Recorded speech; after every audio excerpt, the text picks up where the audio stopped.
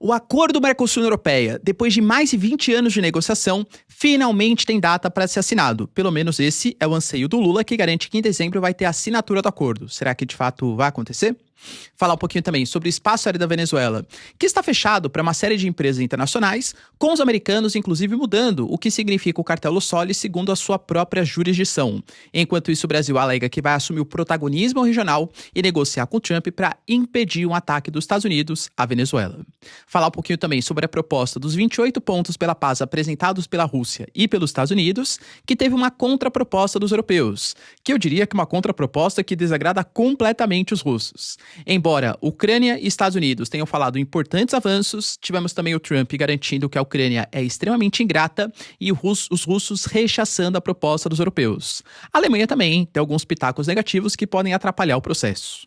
Para finalizar, falar também sobre a China, que se impõe geopoliticamente, faz um telefonema para o Trump e fala de uma não intervenção dos americanos na questão em Taiwan e uma reclamação oficial mandada à ONU, o envio, alegando que se o Japão fizer algum tipo de ingerência no território de Taiwan, como a Sanai Takaichi está garantindo, vai usar força militar e inclusive impedir o militarismo japonês ressurja no século XXI, assim como ascendeu no final do século XIX e começo do século XX. As tensões entre Japão e China estão cada vez maiores. Se vocês querem entender um pouco mais sobre esses assuntos, e muito mais também sobre geografia, geopolítica, atualidades, política, polêmicas, enfim, tudo para você se manter sempre bem atualizado, já se inscreve no canal, deixa seu like e compartilha esse vídeo, que eu, professor Ricardo, conto muito com a sua ajuda. Belezinha? Pessoal, recado rapidinho da nossa parceiraça do canal. Para quem não sabe, eu tenho a minha empresa chamada Professor Ricardo Marcílio, que é responsável não só pelo canal, mas por vários outros serviços. Vocês sabiam que, apesar de chamar Professor Ricardo Marcílio, se eu não tivesse o registro no INPI, eu corria risco de perder o nome da minha empresa, tanto por alguém que poderia usar sem querer, ou até mesmo, claro, por má fé. Para fazer o registro, é muito demorado, é burocrático, é difícil. Por isso, eu recomendo para vocês que a mesma empresa que fez o registro para mim, que é a Muvon, faça o serviço para vocês. O serviço ele tem um preço muito competitivo, deixa muito rápido, desburocratizado e você se preocupa com o que realmente interessa, que é gerar valor a partir dos seus negócios. Então, link na descrição e conta com o serviço da Muvon para garantir a segurança da sua empresa. Bom, galera, então bora lá pro vídeo, hein? E não esquece que a Muvon está em Black Friday, Black November, e eles estão oferecendo para você registrar sua marca para ter garantia da sua empresa um desconto que pode chegar até 1.200%. Muito rápido, desburocratizado, fizeram o serviço para mim, galera. Achei sensacional, tá? Recomendo para vocês também, link na descrição. Tamo junto? Então bora lá pro vídeo, ó. Como eu trouxe para vocês na introdução, mais uma vez, agora aparentemente é oficial ou não, né? Entender aqui exatamente como. A gente tem o anúncio que agora sim o acordo Mercosul-União Europeia vai ser finalizado. Lembrando que por parte de poderes executivos, ou seja, presidentes ou primeiros ministros, o acordo já está garantido. Mas, como é um bloco que envolve, né, o acordo que envolve a assinatura de dois blocos, o Mercosul e também da União Europeia, tem que passar agora pelos legislativos. No caso da União Europeia, a gente fala principalmente do Parlamento Europeu, em que cada país europeu manda um determinado número de representantes de acordo com o tamanho da população daquele país, e com o Conselho Europeu, que é uma designação, que é um número fixo, independente de qual estado seja. Eu diria que é mais ou menos, né, guardadas as devidas proporções, como se o Conselho Europeu fosse uma espécie de Senado da União Europeia, enquanto o Parlamento Europeu seria uma Câmara dos Deputados Federais, da União Europeia. Essa é a ideia. No caso do Mercosul, depende, claro, da aprovação dos parlamentos nacionais. Eu diria que o único país que pode atrapalhar um pouco o processo, não acho que isso vá acontecer, seria a Argentina. Por exemplo, a assinatura desse tratado deve acontecer na próxima cúpula em Foz do Iguaçu, e o Milei foi o único presidente que ainda não garantiu a sua participação. O Milei já falou que o Mercosul mais atrapalha do que ajuda, que o Mercosul é um bloco muito fechado, que tem a tarifa externa comum que prejudica o mercado argentino. Está muito mais disposto a negociar acordos, né, ou tratados com os Estados Unidos do que exatamente com os vizinhos sul-americanos, então acho que pode atrapalhar um pouco o processo.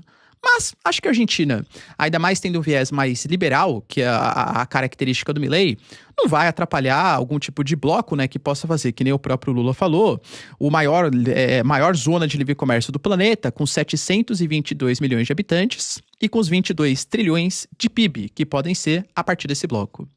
Lembrando que esse acordo ele já teria sido assinado se não fossem as ressalvas que cada um dos lados colocam.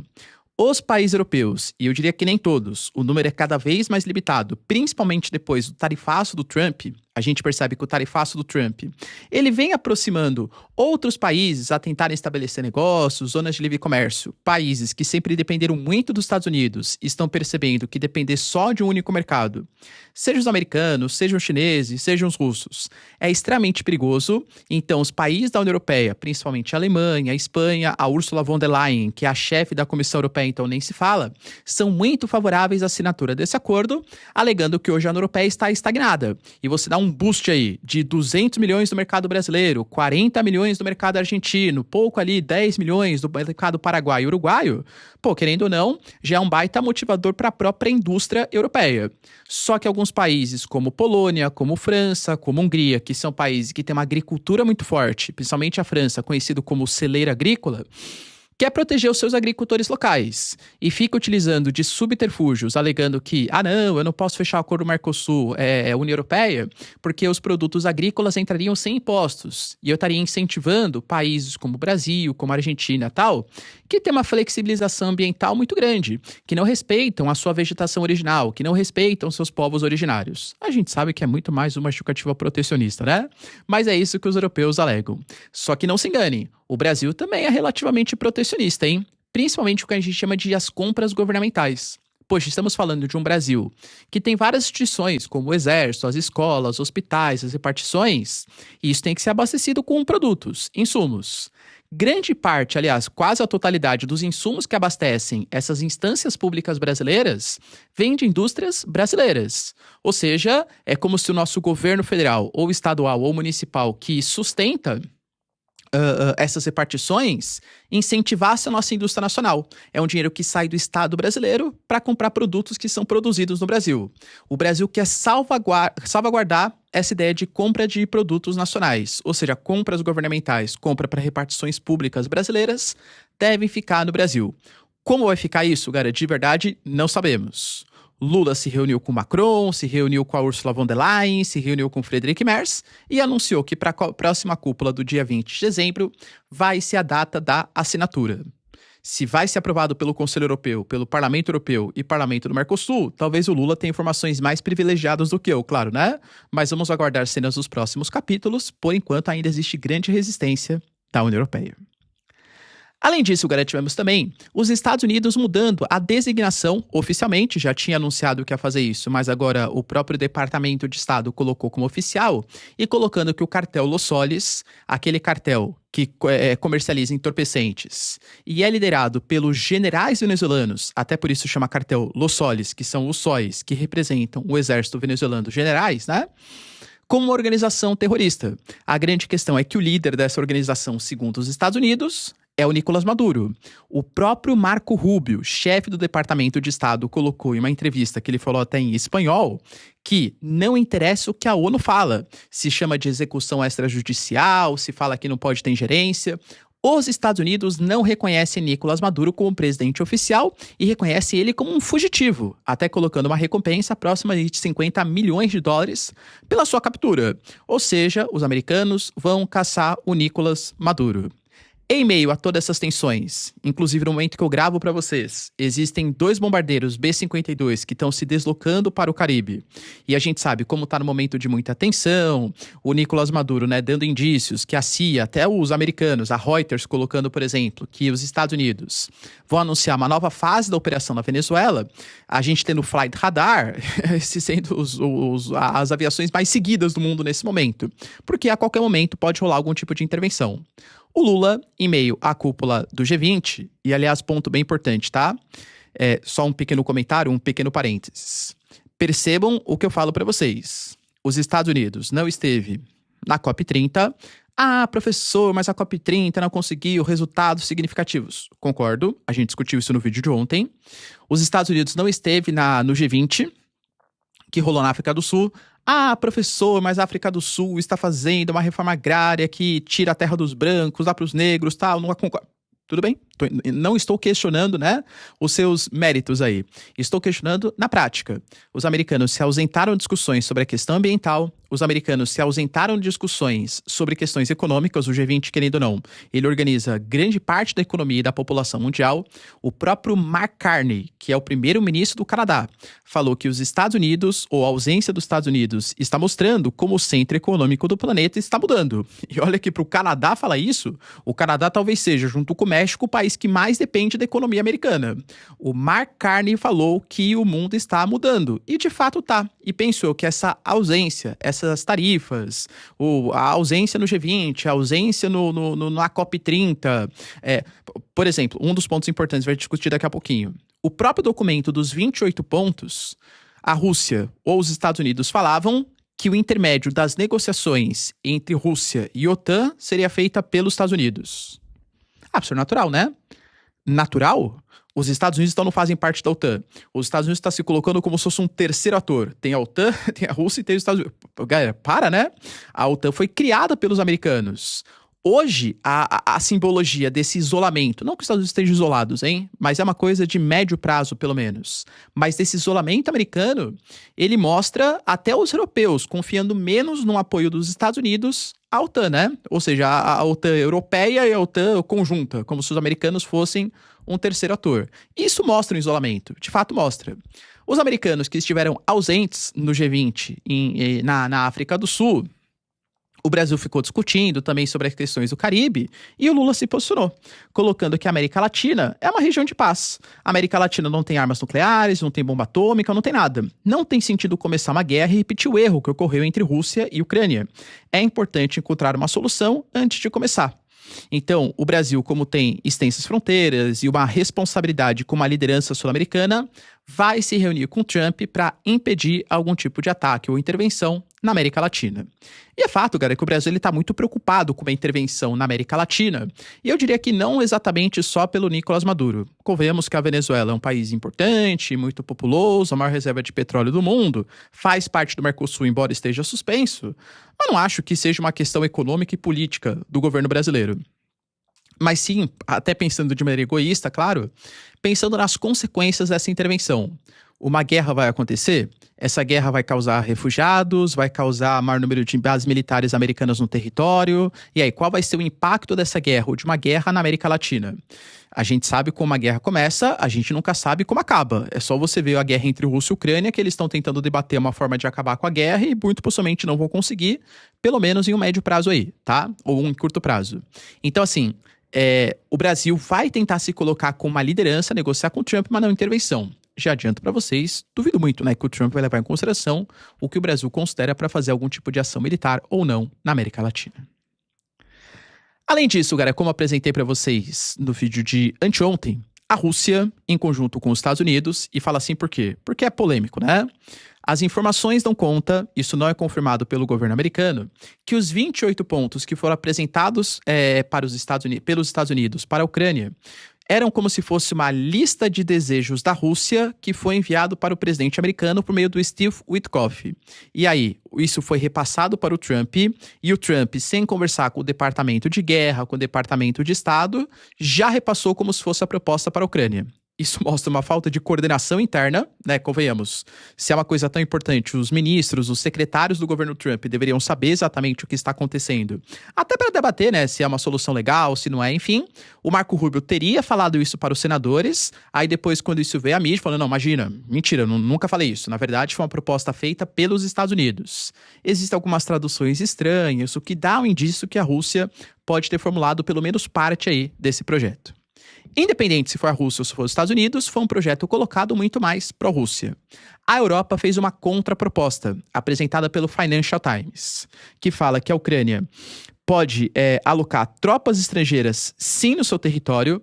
Um dos pontos que eram debatidos pela Rússia é que a Ucrânia teria que reduzir as suas forças armadas para 600 mil militares e não poderia ter alocação de tropas da OTAN. A ideia é que, antes de qualquer tipo de discussão, tenha um cessar-fogo com monitoramento dos Estados Unidos e da União Europeia. A Rússia vai ter que devolver todas as crianças que foram sequestradas, segundo a União Europeia. Aliás, esse é o motivo que o Putin está condenado pelo Tribunal Penal Internacional, né? Vai ter que devolver para a Ucrânia uma troca total de prisioneiros, garantias de segurança similares à OTAN, feita pelos Estados Unidos e pela União Europeia. Os Estados Unidos até concordam com isso, com o seu plano de 28 pontos, mas falam que seria sobre um período de 10 anos. Aparentemente, a União Europeia, ou Europa, né, quer que seja um todo. Falo União Europeia, é que o Reino Unido também faz parte, né, das discussões, não da União Europeia. Então, eu vou colocar a Europa como um todo. Então, a Europa fala de uma garantia de segurança dos Estados Unidos e da Europa. Restrições às Forças Armadas não podem existir. A entrada da Ucrânia na União Europeia está garantida desde que a Ucrânia faça ali, né, o combate à corrupção, a transparência tributária. Agora, um dos pontos também é que a Rússia não queria que a Ucrânia entrasse para a OTAN. A União Europeia fala que pode sim entrar para a OTAN no futuro próximo. A ideia da usina de Zaporizhia, que segundo o texto do Trump, ficaria metade Ucrânia, metade Rússia. No texto europeu não, ficaria totalmente para a Ucrânia. A questão territorial só seria debatida depois do cessar-fogo, ou seja, o cessar-fogo vem antes, e os ativos russos, não teria aquele fundo russo, aquele fundo metade americano, metade Rússia, todos os ativos russos seriam utilizados para a reconstrução do território ucraniano. Outro ponto importante, a ideia que as sanções contra a Rússia vão sim ser levantadas, vão ser finalizadas, mas de maneira progressiva, se os europeus perceberem que a Rússia está respeitando os acordos. A Rússia já se mostrou totalmente contrária a essa proposta.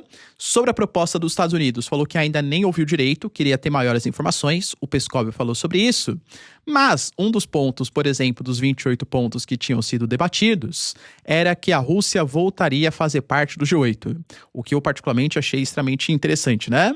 Porque, para quem não se lembra, quando a Rússia invadiu a Crimeia lá em 2014, uma das sanções, uma das consequências foi que o Obama, ele tirou a Rússia do G8, que hoje é só o G7 que a gente conhece. Uma das consequências seria a Rússia voltar para o G8. Imagina a Rússia chegando na próxima reunião. Ô, gente, faz uns 10 anos aqui que eu não apareço, né? Lembram de mim e tal? Acho que nem tem clima, né? Pro Putin fazer uma reunião, sei lá, com o Merz, com o Macron, né? Não tem mais ambiente para fazer isso.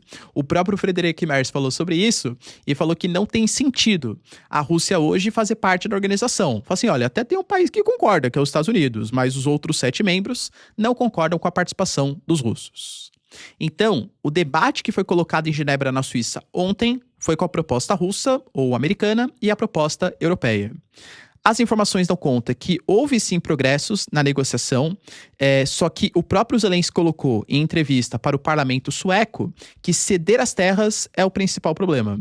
Segundo Zelensky, o Putin, ele quer o reconhecimento daquilo que roubou, ele quer quebrar o princípio da integridade e da soberania. E esse é o principal problema. E, aliás, todos vocês entendem, abriria um precedente muito perigoso não só para a Ucrânia, mas para toda a Europa.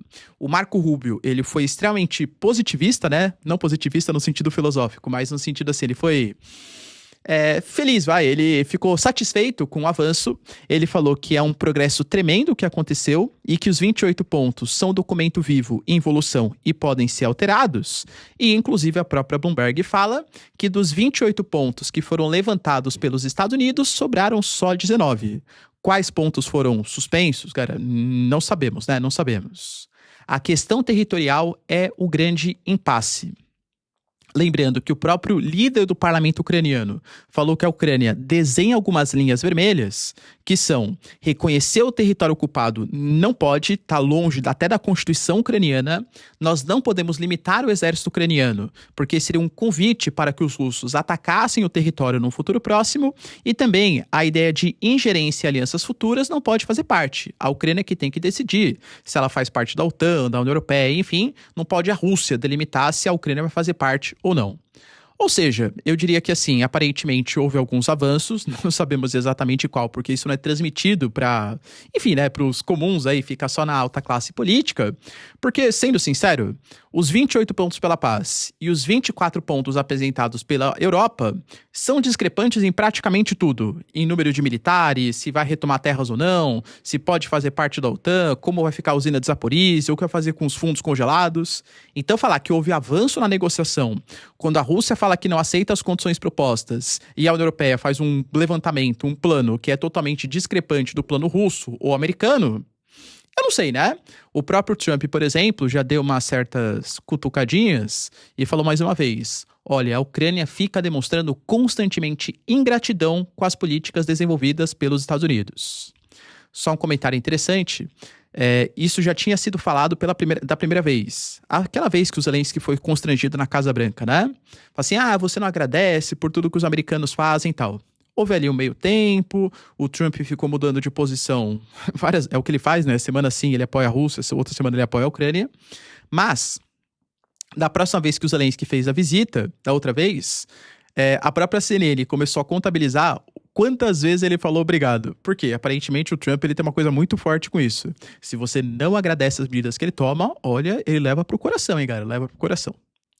Ou seja, você acredita que vai realmente avançar dessa vez uma proposta de paz entre Rússia e Ucrânia? Deixa aí nos comentários. Além disso, o governo chinês aparentemente quis se impor no sentido geopolítico da coisa. Como assim, professor? A gente teve primeiro uma ligação que foi feita entre Trump e Xi Jinping. Isso foi confirmado pela Casa Branca, embora o conteúdo da conversa, a Casa Branca não tenha se pronunciado, somente a China tenha falado sobre isso. E a China expressou a sua insatisfação em relação ao que eles chamam de ambiguidade estratégica dos americanos. Como assim, né? Oficialmente falando, por mais estranho que possa parecer, porque Estados Unidos e Taiwan são aliados, os Estados Unidos não reconhecem Taiwan como um Estado independente.